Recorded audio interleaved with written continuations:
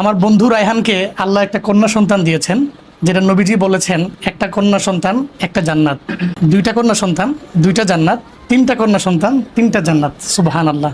আল্লাহ রায়হানকে একটা কন্যা সন্তান দিয়েছেন। আমি দোয়া করি, আপনাদের কাছেও দোয়া চাই, আল্লাহ যাতে তাকে সুস্থ রাখেন এবং তার মাকেও সুস্থ রাখেন এবং তাকে হযরত সুমাইয়া রাদিয়াল্লাহু আনহার উত্তরসূরি হিসাবে কবুল করেন।